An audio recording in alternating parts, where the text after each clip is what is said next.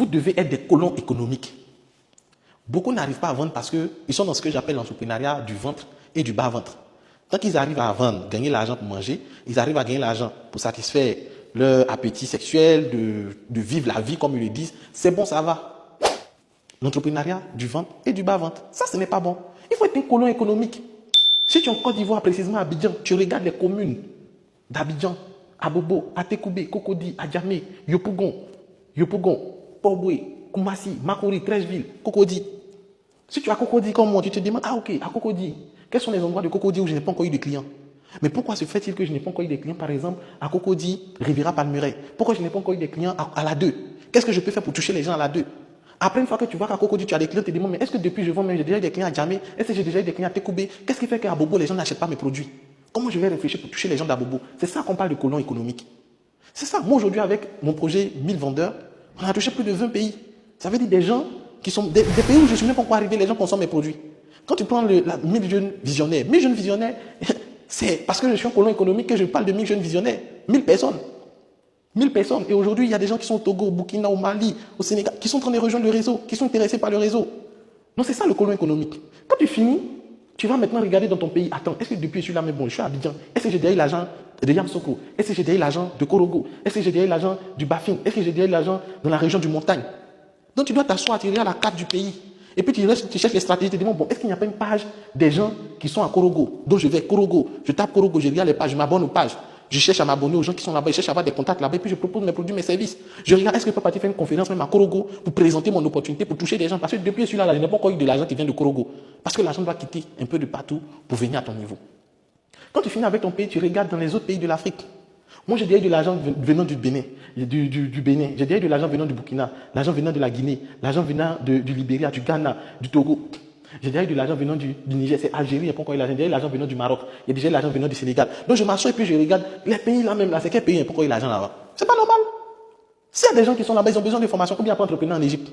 Ils n'ont pas besoin de ma formation, ils ont besoin de ma formation. Donc il faudrait que je cherche comment avoir des contacts en Égypte. Ce qui est bien aujourd'hui là, c'est que tu connais quelqu'un qui connaît quelqu'un qui connaît quelqu'un qui est en Égypte. Tu connais quelqu'un qui connaît quelqu'un qui connaît quelqu'un qui est au Kenya. C'est quand j'ai commencé avec mon réseau 1000 vendeurs, où on commençait à vendre le savon, mais tu as des gens qui sont en Tanzanie, tu as des gens qui sont en truc, comment on appelle le pays là, aux États-Unis. Il y a d'autres qui sont au Canada, qui t'écrivent. Il y a même des gens, et là c'est quand tu vas sur le plan mondial, en Haïti. Si je montre mes statistiques sur TikTok, en Haïti, je suis suivi en Haïti. Il y a des gens qui sont en Guadeloupe. Tout ça se fait ici, Guadeloupe, Haïti, République Dominicaine, ils sont dans cette zone-là. Moi, je suis à quelque part ici en Côte d'Ivoire. Il y a des gens qui sont ici au Canada, qui ont besoin de mon produit. J'ai déjà pris de l'argent venant de la France, venant de l'Italie, qui a quelque part vers ici. Donc, je suis allé réfléchir, comment je peux faire pour toucher la Russie? Mais il y a des Ivoiriens qui vivent en Russie. Il y a des gens qui vivent en Russie, qui ont besoin de mon produit, qui ont besoin de ma formation.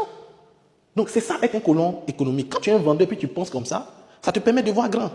Aujourd'hui, par exemple, à l'heure où je fais la vidéo, on est à 30 inscrits. Peut-être quand tu vas voir la vidéo, on est à plus de 30 personnes. Mais moi, j'ai dit, mon objectif, c'est 1000 personnes en 5 mois. Ça me fait 200 personnes. Quand je fais 10 inscrits, ça me fait combien en termes de pourcentage? Ça me fait 1%. Ça me fait 1%. Et c'est ça, penser comme un colon économique. Penser comme un colon économique, quand je dis que je vais rassembler 1000 personnes, quand je dis que je vais rassembler 1000 personnes, 1000 jeunes visionnaires, 1000 personnes, quand j'ai 10 inscrits, je suis à quoi? Je suis à 1% de mon objectif. Quand je suis à 20 inscrits, je suis à 2%. Mais 20 inscrits, ce n'est pas petit. Si on calcule ça en termes d'argent, c'est beaucoup. Mais qu'est-ce qui se passe? Je ne regarde pas l'argent, je regarde le nombre de personnes par rapport à mon objectif. Parce que si je regarde l'argent, je vais estimer que l'argent que j'ai gagné, c'est déjà bon. Mais quand je regarde en termes d'objectif, je vois que quand j'ai fait 20 inscrits, je n'ai fait que 2%. Quand je fais 100 inscrits, je ne fais que 10%. 100 personnes. Quand j'ai réussi à inscrire 100 personnes, je ne suis qu'à 10% de mon objectif. Et je sais que ce n'est pas encore bon, ce n'est pas encore ça. Il faut que je me mette au travail. Parce que malgré que j'ai fait 100 inscrits, je ne suis qu'à 10% de mon objectif qui est 1000. C'est comme ça que pense un colon économique, un vendeur d'impact, un vendeur international et professionnel. Il ne se contente pas juste de vendre dans son pays, d'être le meilleur dans son pays, mais il travaille à pouvoir toucher le monde. Donc là, par exemple, c'est quelques pays partenaires que j'ai touchés avec mon projet 1000 vendeurs. Vérité numéro 5, vendre un produit ou un service à consommation répétée. Ça, on ne le dit pas suffisamment aux gens qui se lancent dans les affaires. Beaucoup n'arrivent pas à vendre parce qu'ils vendent des produits qui ne sont pas des produits à consommation répétée. Moi, je prends le cas de ceux qui sont dans le domaine vestimentaire. Toi qui vends des habits, il y a combien de personnes, toi-même tu achètes des habits combien de fois dans le mois? Il y a combien de personnes qui renouvellent leurs vêtements dans le mois? Donc plusieurs personnes ne s'en sortent pas simplement parce qu'elles vendent des produits à consommation non répétée. Elles vendent des produits à consommation non répétée.